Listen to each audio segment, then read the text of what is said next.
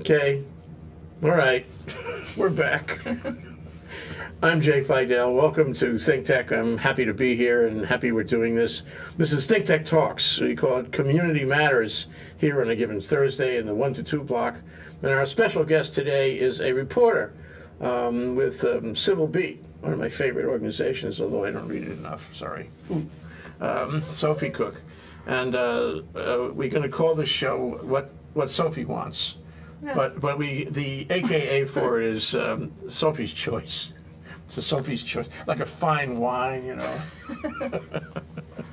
Anyway, I admire Sophie greatly based on her writing, which is really extraordinary and terrific, and she covers energy, environment, sustainability, maybe some other things I don't even know about, and we're going to talk about that.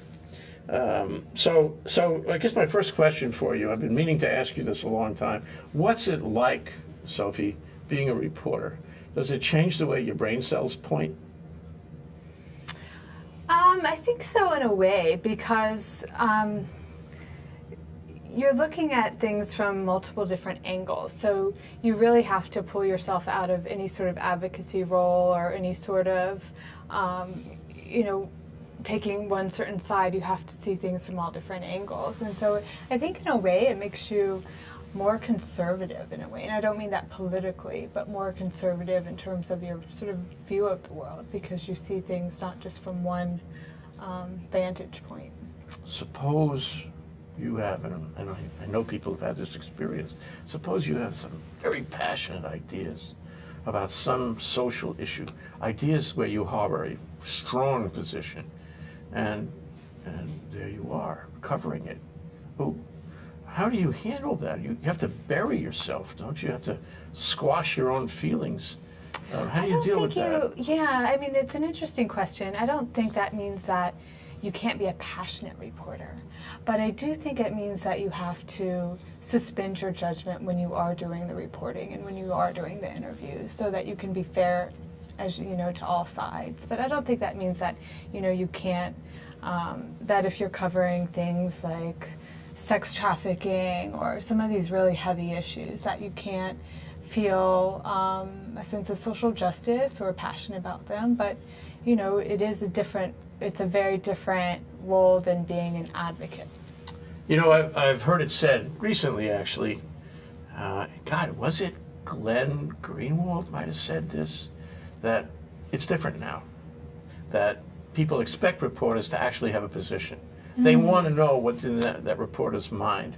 They want the reporter to tell them, because they trust the reporter. They have high credibility there. They don't want to know so they can beat the reporter up. They want to know because they want to have that information for their own judgment process. Right. But you're old-fashioned about that. I think it's a fascinating debate, and I don't know if you saw the back and forth on the editorial pages of the New York Times. Did you see the emails back and forth between I think it was Bill Keller and Greenwald, and they're taking very different positions on it. And obviously Greenwald's position is that it's much more transparent for readers to say, listen, this is my position on this, or and then of course the flip side of the argument is that that's not actually what readers want. They want to feel like the person isn't taking a position, that the reporter is looking at all different sides of it. So, I mean, it's a debate that's gone on for years, and I don't know, I don't have a definitive position, my position on it, but I mean, I think I tend to side more with the more conservative. But Greenwald's an amazing reporter, so I have immense respect for him. Yeah, have you met him? I haven't, no. Oh, I want you to meet him, and then we'll talk again. Yeah. Greenwald is the guy who did the Snowden story, and who's got a deal going on with Pierre Omidyar, yes, of major magnitude. Yes, yes. Which I think Pierre thinks is going to change the world and be better than buying the Washington Post anyway. Yeah, it's fascinating. Yeah, it's really exciting. So you brush on that. You're not just a reporter. You're a reporter for a very unusual news organization that has legs everywhere, indirectly or directly. Yeah. So I wanted to ask you, I want to know how it is. I mean, you get up in the morning. Really. I just need to know this. You get up in the morning. What do you do? How do you act like a reporter all day? What's it like? Well, you get up and the first thing I do is check my emails and all my messages and see how quickly I need to actually leave my apartment if something's breaking. How quickly I need to drink my coffee.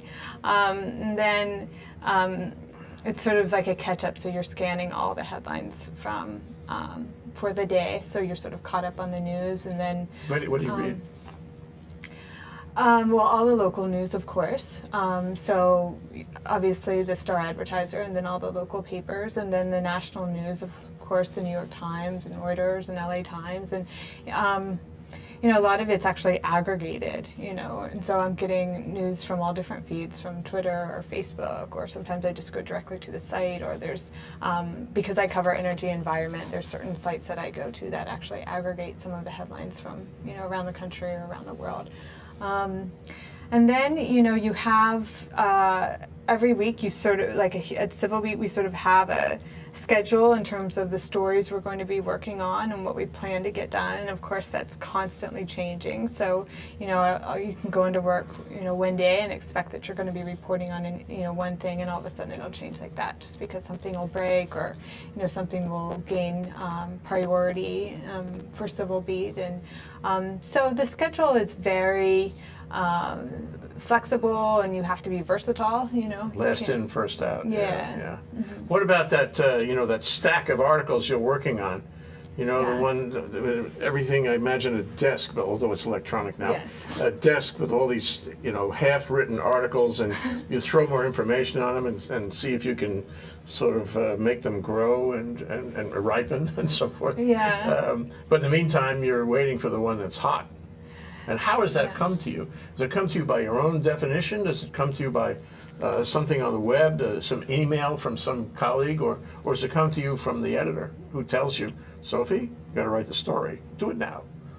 Well, most of it is generated from, we're all beat reporters at Civil Beat, so we have a beat we're responsible for, and so much of the stories and the story ideas are generated from the people we talk to, our sources, the people in the community.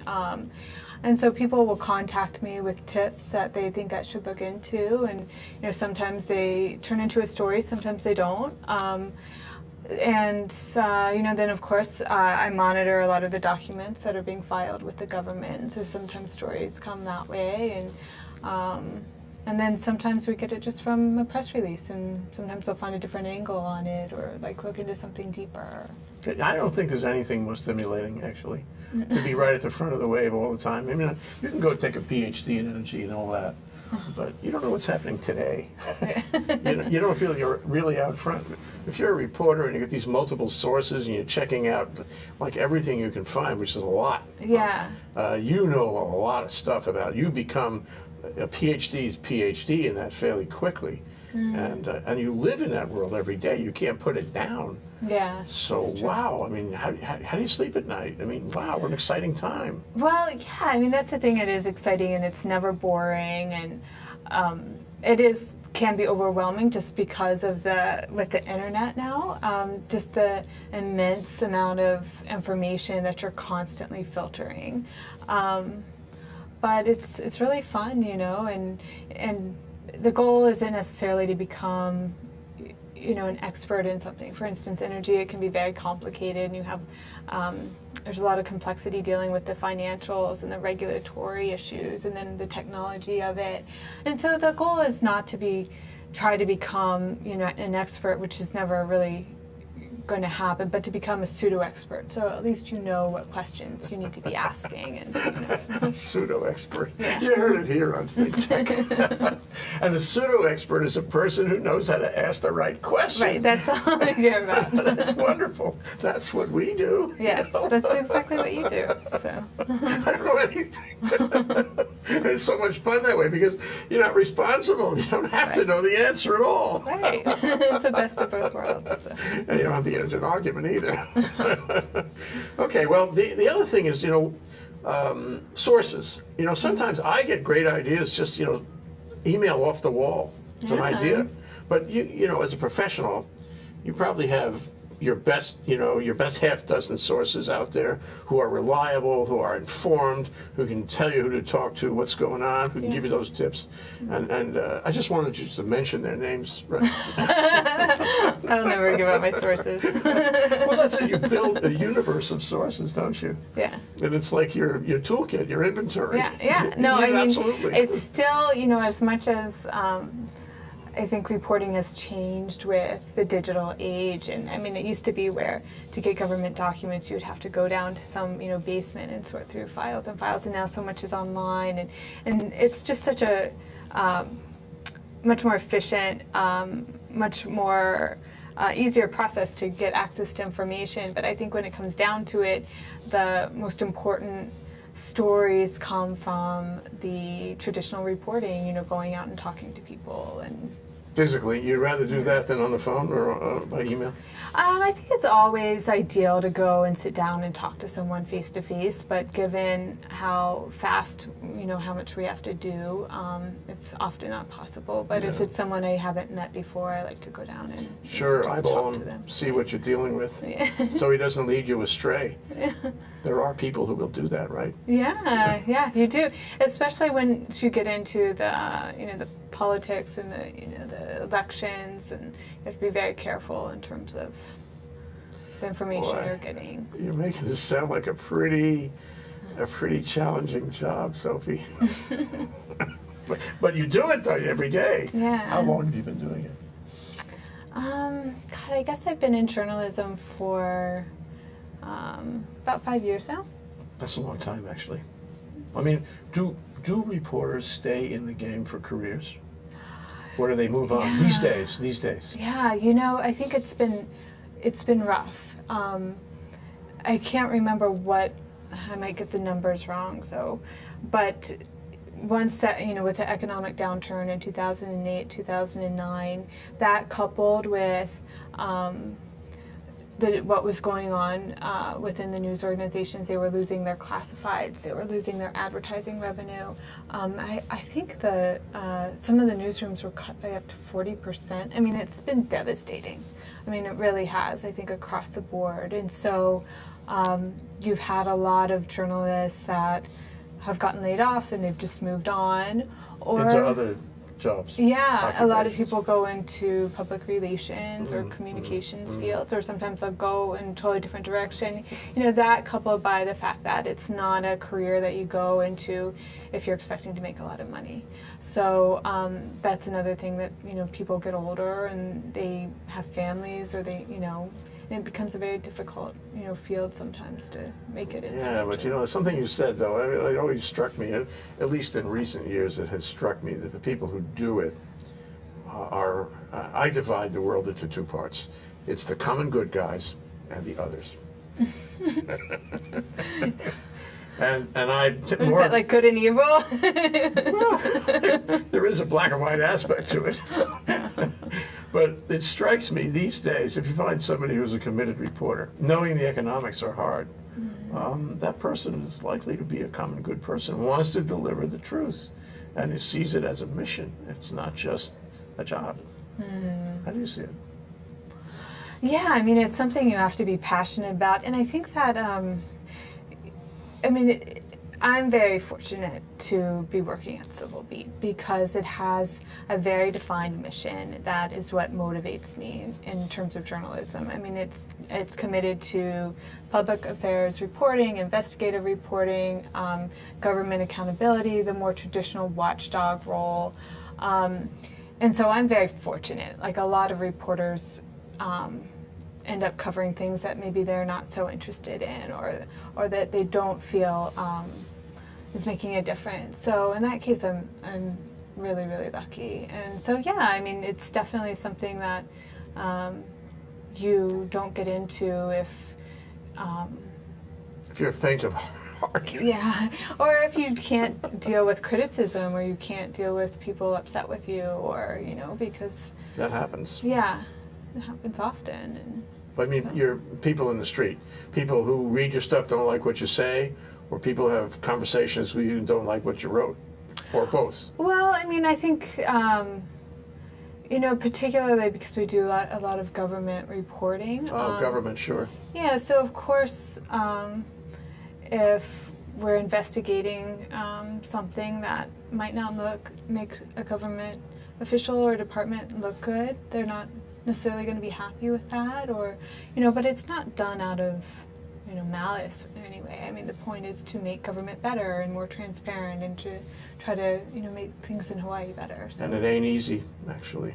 Yeah, so we get stonewalled quite a bit. I'm not. Sophie Cocke, Civil Beat reporter. Here we are on ThinkTech Talks. Having our long-awaited rendezvous. Yes. On Community Matters, we call it, and we're calling the show. We're going to get to this. What Sophie wants, otherwise known as Sophie's Choice. We'll be right back after this break. I'm Hong Jiang, host for Asia in Review on Tuesdays. And I'm David Day, host for Asian Review on Thursdays. Both of us broadcast our respective shows at 4 p.m. And my topics tend to deal with questions related to environment, culture, history, and sometimes human rights. And my shows tend to be on international business, foreign policy, geopolitics, and national security. And you can watch our shows live on the ThinkTech website at thinktechhawaii.com. And you can also watch us on YouTube or Olalo. So come join us on Thursdays at 4 p.m. I'm David Day. And on Tuesdays at 4 p.m., I'm Hong Jiang. Aloha. Aloha. Okay, we're back. We're live. We're here on ThinkTech Talks on a given Thursday, talking about community matters with Sophie Cocke, Civil Beat reporter. I think we got confirmation on this. It's energy, environment, sustainability, maybe agriculture. Energy and environment. Okay, Is what is technically, quite a bit of ground. Okay, the title of the show is what Sophie wants. So first, I'd like to follow up and ask, how did you get into this game? It's not easy. It's challenging, and in my view, you got to be real good to do this. So how did you get into it? Well, my background was in history, so that was what my undergraduate. World history, American history, all history, some history. Most focused on U.S. history as well as Latin American history, and after undergraduate work at the University of Virginia, I moved to New York City, and I was a research associate. So my job was going through primary documents like letters of like the founding fathers and figures throughout U.S. history, and transcribing them and doing the research and writing sort of narratives and putting them in historical context. And so I think in a way, I did that for a number of years, and I think in a way that sort of laid the foundation for my interest in going into journalism. I was always much more interested in understanding history in a modern day context, like not studying history for history's sake, but understanding how it related to the present. What it teaches us. Yeah, and so I think my interest was always in news and News is history. yeah. So I did my graduate degree, my master's in journalism at the City University of New York. Really? Yeah. Oh, CCNY? Yeah, Oh, yeah. no kidding. That's a good school, actually. Yeah, so it was it's actually a new program when I went there. It'd only been in existence for 2 or 3 years, founded by Steve Shepard, who was the former editor of Business Week. And so the school was very much founded with the mission of being up to date on the changing technology. So it was very much dedicated to sort of online journalism and teaching skills, multimedia, and also working within a different format as opposed to Talking about right up front at the front of the wave. Yeah. For sure. The New York schools are like that sometimes. Yeah. Yeah. So and then I worked at Pacific Business News for a while before. I remember. Yeah, before going to Civil Beat. Yeah, and that was a big move. It was an important move because Civil Beat. It's the 800-pounder electronically. Yeah, yeah. So, but now Civil Beat has been through some stuff here with Huffington Post and all this, and I guess it hasn't happened yet. But the whole thing about Glenn Greenwald. Yeah. Are you part of that? Do you touch that? Does it touch you? Are you involved? Well, the Huffington Post venture is separate from what Pierre is launching in terms of this national news organization. So Huffington Post, we launched it, maybe 6 months ago. And I think it's doing really well. They actually, the Huffington Post Hawaii reporters actually work out of our newsroom. We're separate organizations in the sense that Civil Beat has stayed the same. It's still Civil Beat. It's just that a lot of our material, as well as other material throughout Hawaii, is fed into the, So the site. your stuff is appearing in Huffington Post Hawaii Yeah, on a regular definitely. basis. Yeah, I think so. Yeah, definitely. But they also aggregate from other news sources. It's Sure. not just Civil Beat. Online, it's all Yeah. fluid. Yeah. And so, of course, Civil Beat tends to be a little more serious and more public affairs, and Huffington Post is more of the, the shark attacks and the screaming headlines and, the animal videos, which are my favorite. But they also do some very serious work as well, and the staff is, terrific. So. Oh, that's great. That's Yeah. great. Okay, so here we are now, and you're covering it. Let's talk about energy first, because that's, when I see you write an article about energy, I have to have it, So, energy, the state of Hawaii. I have framed a question for you, Sophie. Oh. It's if you had the power to make something happen that you could write about. In other words, the article that you would like to write about energy, what would it be? The article that I would like to write about energy? Yeah. Oh, wow. Well, I think that, when you're covering energy in Hawaii, obviously, and you probably know this, a lot of times it feels just like things are grinding really, really slowly. The big projects get held up. It can be years. It can get caught in front of the PUC. There's all sorts of issues that are going on, and there's a lot of criticism, and it can be a very contentious issue. Nobody agrees really what the direction of energy policy should be in Hawaii right now. There's a lot of different views, as it should be. But I think, amongst all of that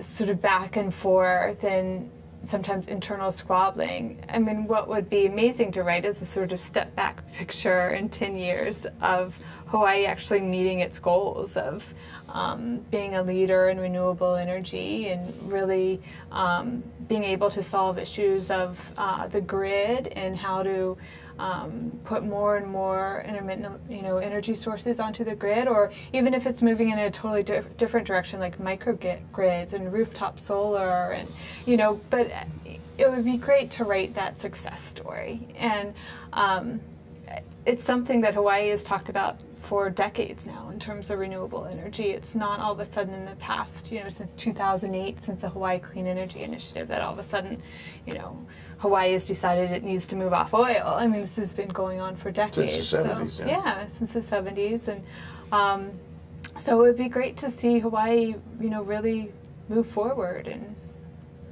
get it done. So. Okay, I'd like to examine that continuum. My view, see if you agree, just a sort of and I've had the same conversation with Alan Yonan, by the way. Oh, yeah? Right here at this Great. table. It's like, so it started off, say 2008, just as a benchmark, right? Yeah. And Linda Lingle was spending the rest of her remaining political capital trying to make a fancy initiative on this, and she succeeded to some extent. Yeah. If you want to look for legacy from her, that's it. Yeah, that's definitely. the thing. And she got a certain distance, and she created these goals, and she got the utility to come with the government, and it seemed pretty good there for a while. And everybody's saying, "Oh, this is a good thing." It's like you couldn't find any contention. Yeah. For a while. I can't say exactly how long, but for a while it was really a love fest. Right, yeah. And how long did that last? Yeah, right. I don't know if that's a Hawaii thing, but we really are talking about, phenomena that are Hawaii specific here. You're not going to find this in New York. New York, when Right. Blumberg wanted to build some stuff for sea level change, sea level rise. Well, bang, done. We're finished. Right. Who wants to build a stadium in the middle of Brooklyn? There it is. No problem. How do they do that? I mean, it must be, an injection or something. Yeah. Anyway, so something happened, say, whatever it was, a year or two, when it began to devolve. Mm-hmm. It's a sociological thing, a government thing, a Hawaii thing. Mm-hmm. I feel that islands are different than regular places. Yeah. And so the sociology moves differently because of islands. Mm-hmm. But what happened? Do you have a sense of what happened to make it devolve into a sort of fragmented?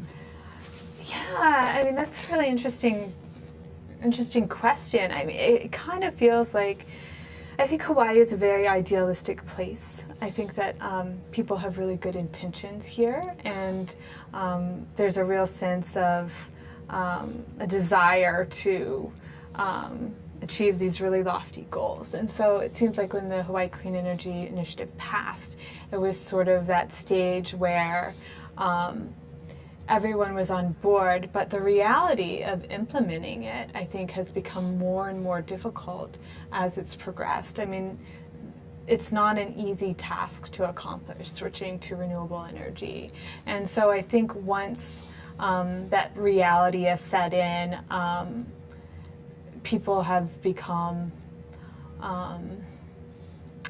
sometimes it feels like people are disillusioned and people are frustrated, and people who have been in the energy business in Hawaii for, since the 1970s, that have been involved in these issues since the 1970s and 1980s. There's definitely times where I feel like they're dispirited, that they just feel like things are never going to really move forward. And then things relax, and it feels like there's some progress that's being made. But I think, part of it is just the reality of, switching to renewable energy. I mean, we've had a lot of projects. I mean, look at all the wind farms that have gone up, and all the solar energy, all the rooftop solar. It's pretty amazing. It is amazing, Yeah. but some people take that as, what do you mean there's a problem? There's no problem.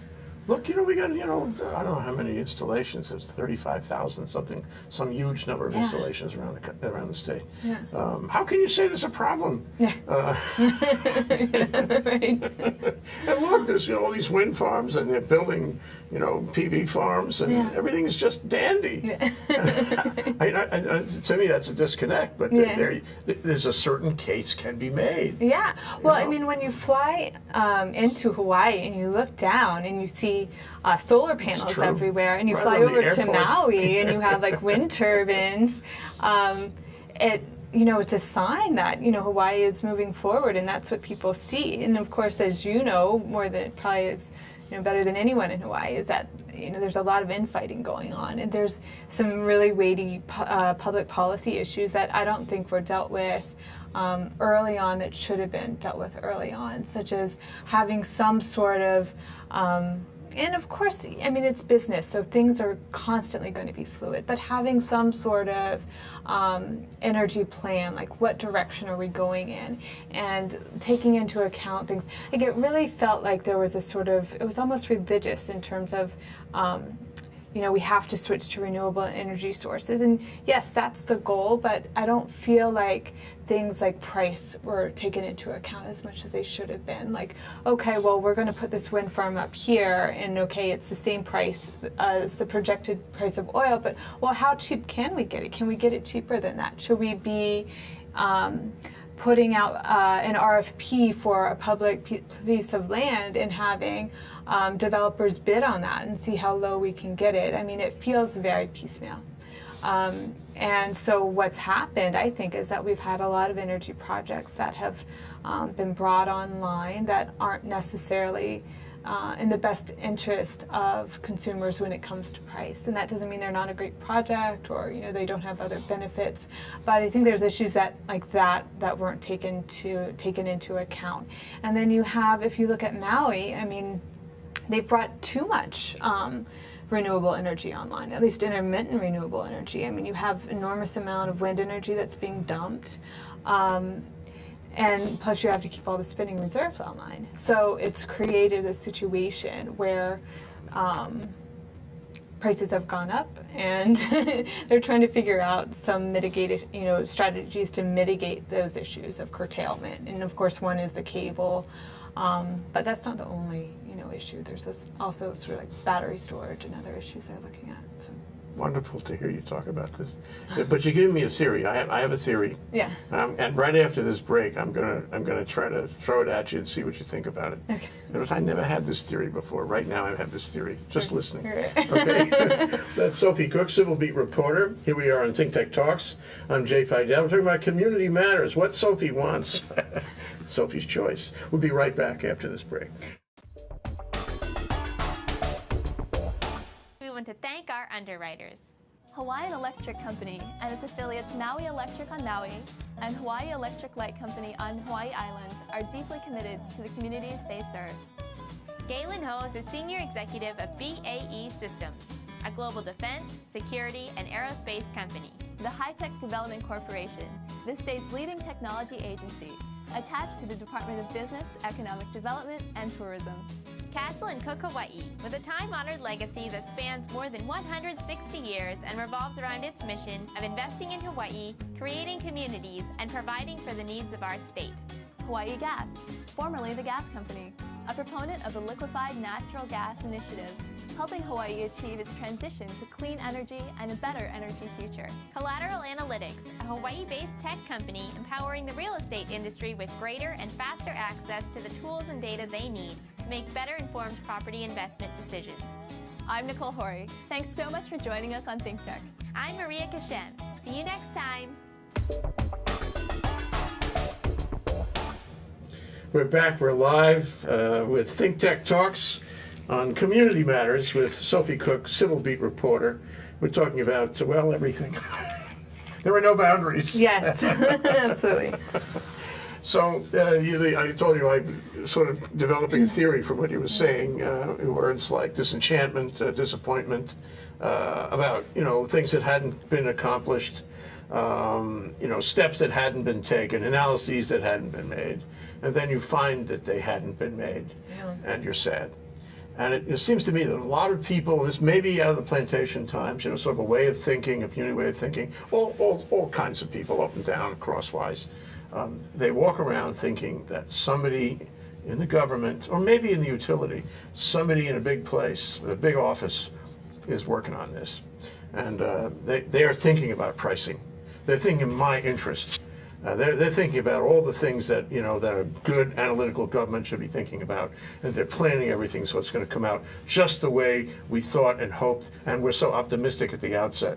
Okay, and now we find out little by little. It's painful when you learn little by little that it's not doing that. That nobody is thinking about it, and that we're learning the hard way, and all our great optimistic expectations may not be valid.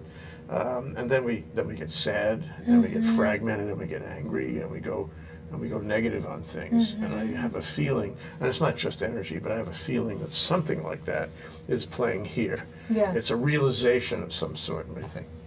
Yeah, I mean, I think that's a pretty good characterization of at least the way it's felt, during the past few years. And I think that the danger.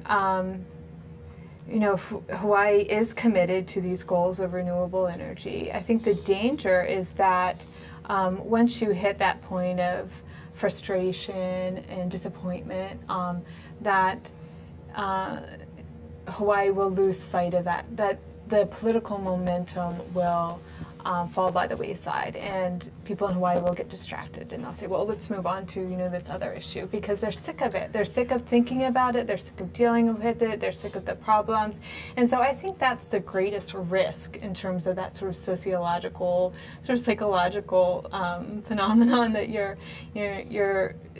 characterizing. And so I think you really need to have strong leaders that, regardless of the fallout and the issues, that keep pushing Hawaii forward, towards those goals. Because the reality is it's going to be hard, and you're going to have people that are going to disagree, and you're going to have missteps. The point is to try to fix them and move forward. Address them, and not forget. I talk about, what is it? Group amnesia. statewide amnesia. You start out, for example, with the big tech. I always make a parallel because I really think that energy is the tech was supposed to be. Really, it's the same kind of thing, and it has existed since the days of Ariyoshi. This need to diversify and build a tech industry hasn't happened. Yeah. Sorry, if you look around, hasn't happened. And we have come against these barriers, and we have bounced off the barriers, and we are disappointed about that. Yeah. And we drop it. We forget what we were doing. We don't try again. What we do is we find another road that goes somewhere else, but it's not the same mission as when we started. And tech is a really interesting comparison. So right now we're off onto entrepreneur, startup things, but it's a lot different than curing cancer. It's a lot different than building new drugs that will save the world. It's a lot different than it was just 15 years ago. And I think, this could happen in energy too. We could bounce off some kind of invisible wall, and then the whole thing changes, and I'm going here instead because we had amnesia. Yeah, and so, and then 20, 30 years later, we'll be doing the same thing, again. It sort of feels like deja vu from the 1970s, so. There are 30-year cycles. Yeah. In fact, I think that probably is the legitimate period, the bounce-off period, 30 years. Right. Like That's how long it takes people in Hawaii to finally forget enough to, do the same thing over and over again, So if you were queen, on this, and you were writing your article. If I was queen? If you were queen, if you could control the article, what would you do? What sort of construct would you find about leadership and government, the relationship of all the players who now seem to go fragmented so easily? What glue would you use? What mechanism would you find? Would you like to write about that made it a white Christmas? Well, I never really think about what I would like to write, or the story that, it's just about what happens, And so it's kind of hard for me to answer that question. But, I think in terms of the issue of leadership and all the different government functions is a really important one when it comes to energy. And I think that a lot of people have felt like there's been a void in leadership, and that there hasn't been, nobody really knows who's in charge. And I think with Robbie Alm at HECO, he was a very strong leader, and I think there's questions about who is going to be able to step into his shoes now that he's gone. And that's not to say there aren't very competent, great people at the utility, but he was a very persuasive, strong leader. And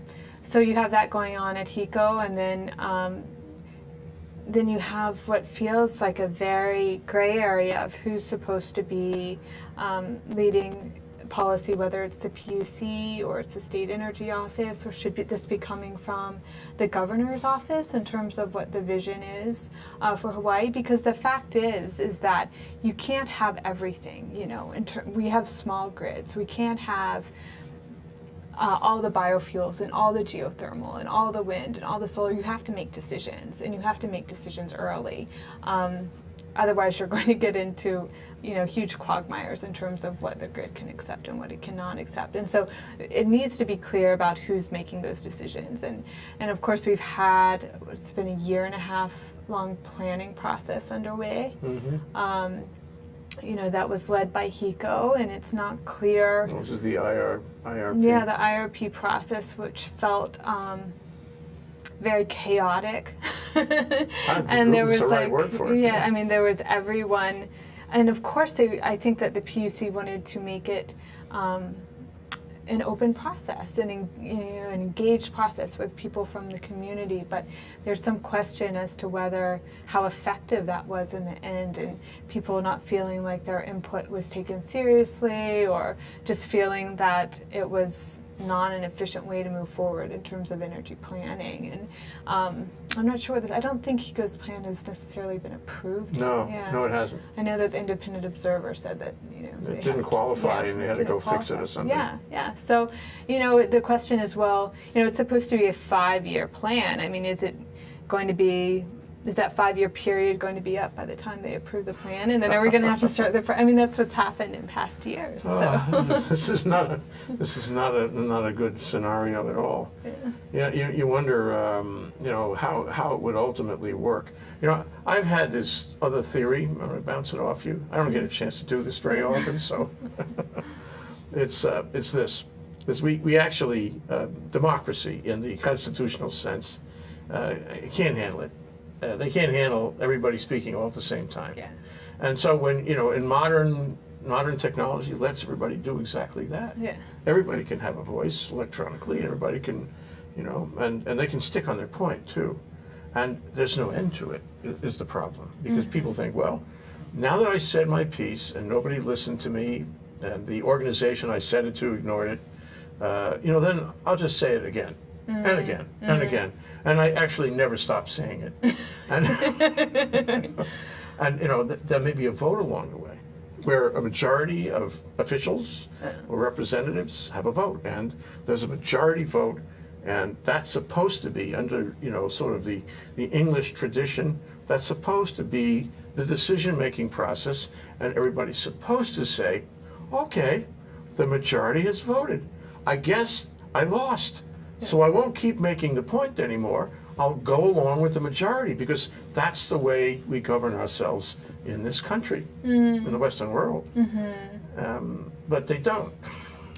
They don't say that. They keep on making their point. So when the majority actually votes, it doesn't actually bring the thing to rest. Nobody respects that anymore. And I think when you lose that, you lose the ability to make large decisions. You can't act. You can't come to an end of it. Yeah. It just becomes gridlock. So you have to have someone that's making those decisions. I mean, it's not majority rule, Yeah. Well, okay. I'm feeling encouraged now. Really? Well, I'm encouraged that I think we're on the same page. That gives me encouragement. Well, let's go to one of your other beats just for a minute. Okay. Environment. That was one. What's happening in environment? What's the larger picture of environment right now today? Well, I think some of the biggest issues affecting Hawaii right now just have to deal with climate change and how Hawaii is going to adapt to that. For years, the conversation was always, we got to stave off climate change. We got to make sure, roll this back. We got to make sure it doesn't happen. We have to curb emissions. And now the conversation is, well, we just need to adapt to it. There's no turning it back. And so I think Hawaii is going to be dealing with very serious issues of coastal erosion, the effect on the coral reefs, the bleaching, the acidification. You're going to have a long career writing about this. Yeah. There's, so those issues I think are very, very serious. And then, of course, I think, obviously one of the things that I've been writing about the past few months has been the GMO issue, biotech, which has been it's a fascinating debate. It's not a black and white issue, and it feels like it's just lit Hawaii, a lot of the islands up, in ways that I haven't seen this passion since I think the Super Ferry, maybe. Yeah, it's so reminiscent of that. Really, how interesting that you make the comparison. But what is it? I mean, if you look for a common denominator between the passion in the Super Ferry, which was pretty destructive actually, and the passion here, which I think is also likely to be pretty destructive in the long term because it's not going to get settled right away. Yeah. What is it? What is it that makes this happen? I'm not really sure. I mean, it feels like a very, there's sort of I'm not sure what exactly has what the parallels are in terms of whether it's the same people that are impassioned by this. It's hard to say. Yeah, I think it's hard to say because the issues are so different. The Super Ferry, the EIS, it was just a very, very different issue. I think the GMO issue and the biotech issue is different in the sense that it's just become so polarized. I mean, you really don't feel like you have a really strong middle ground in terms Yeah. of people coming to the table and discussing things Yeah. anymore. Yeah. It's just GMO is either evil and going to destroy the planet, or it's going to, save agriculture and, feed the world and, feed third world countries. It and there's rises real to a no religious association somehow. Yeah. People don't change their minds. Yeah. How can you have negotiate a result or any kind of resolution really if people won't change their minds? Yeah, and so it's just such a multifaceted issue, and in terms of what people were dealing with Kauai, I mean, it was they were looking at things like pesticide use, which is very different from the issue of the science behind GMOs. And so in a lot of ways, I feel like the issues were getting very convoluted in the discussion. Well, one was being used as an argument for the other. I think that's what happened, right? Yes. It was just an argument. All of a sudden, it developed a life of its own. Yeah, And yeah. now it's a second thing, and everything is Turkish taffy now. Yeah, and then of course on the Big Island it's a totally different issue because you don't have any biotech companies on the Big Island, but you do have GMO foods. The papaya industry is almost all GMO, and that was seen as this, in past years, as this amazing success story of science and how it had, saved the papaya farmers and the Hawaiian papaya from the string spot virus. And then obviously the conversation became a very different conversation when it got to the county council this past year in terms of. I don't really understand that. We had a show a month ago with my friend Tak Sugimura, who is a sort of a friend of the fellow who went to Cornell and stopped the ring spot virus. Yeah. It'll come to me in a minute. Which, I mean, he everybody was making him a saint, Yeah, and all of a sudden, Dennis Gonzalez. Dr. yeah, Cooke, yeah, right, Dennis Gonzalez, a great guy. Yeah, And it was a triumph of science. yeah. And now it's And I think actually Abercrombie gave him some award this year. Some big award for just for his work, and and then the whole GMO thing broke. So. What does this mean? Is this a question of people being informed or not? Is it a level of information, a level of critical thinking or analysis, a level of news? I mean, I don't. Going back to the beginning of our show, right, where the reporter does not want to actually take a position, Yeah. just the facts. And yet, at the end of the day, my thought, a lot of people are misinformed. And they take from wherever they get it, they take bad information or bad thinking. Yeah. And then they can't defend it, but they can get in a fight over it, though.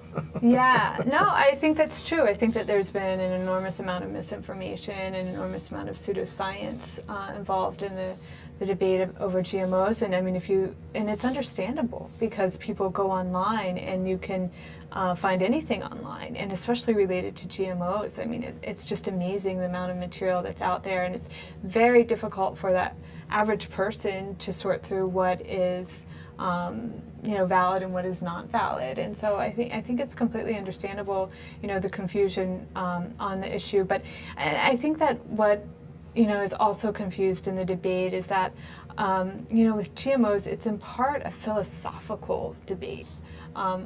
Less so than a scientific debate, because there are real scientific, concerns about GMOs.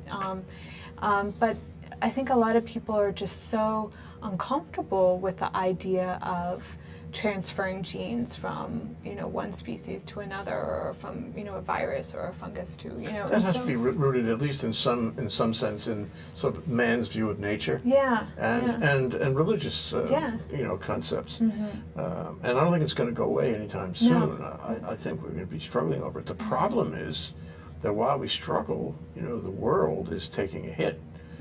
Can't feed people. Food is going to go short. Water is going to go short. Everything is going to go short. We have too many people on the planet, and so forth. And so when you talk about environment, you're talking about all of those things. And Hawaii is going to be, we're going to be in the intersection, I think. Yeah, absolutely. So the big thing that bothers me, which I don't know if you'd write about this, but there's a storm coming, Sophie. Yeah? Yeah. Every day you wake up, not this morning because it was raining, but every day you wake up, you look outside, beautiful sunlight, and you say, okay, that's one day closer to the big storm. Is this my big story? Is this the big break? Or? well, it's a bad thing. You know, I mean, we're in the path. And talk about the environment. Talk about. So which story are you talking about? What are you? Well, I wouldn't want you to write this story. I mean, Okay. you know, I think what's going to happen is we're going to have a big storm, Oh. and it's going to be. You mean literally? Yeah, Okay. yeah. I mean, just a meteorological fact of climate change is Yeah. going to happen. Yeah. Well, storms are getting much stronger now, and yeah, it's a real concern. We live in a laboratory, and you get to see it from where you are. Yeah. You have a great beat, both sides of that, connected at the hip, actually. Yeah. And God, you get to see it all unfold. And you can say you're not an expert, but in my view, you're an expert. In my view, you know, one day you're going to put the pen down and run for office. Yeah. No, I don't think so. Definitely not. Yeah. Well, what's in the future? You're going to keep on doing this, and you're going to keep on doing these beats. Yeah, I mean, that's what it looks like. We, you know, initially I was a land reporter, which pretty much encompasses every issue in Hawaii. So I actually did a lot more, you know, I was doing energy and environment as well as development. And, you know, those are huge issues for Hawaii. So we just, a couple months ago, hired a new reporter, Anita Hofschneider, who's taken over the development beat. And so hopefully we'll be able to dig even deeper into those issues, and she'll be able to, you know, we'll be able to focus our resources on more in-depth reporting on this. You know, in-depth reporting is the flip side of leadership, you know, because if you can actually educate people and give them a straight skinny, they're better able to exercise their rights in a free society, make better decisions, select better representatives, and so forth. So you, as always, you are critical to the process, Sophie. Oh. No pressure. Thank you for being a common good person. Oh, thank you. Sophie Cocke, Civil Beat reporter, a great reporter for a great organization. Here on ThinkTech Talks, talking about community matters and what Sophie wants. Have we achieved some level of what you wanted? Absolutely, I think so. Thank you, Sophie. Thank you. Aloha.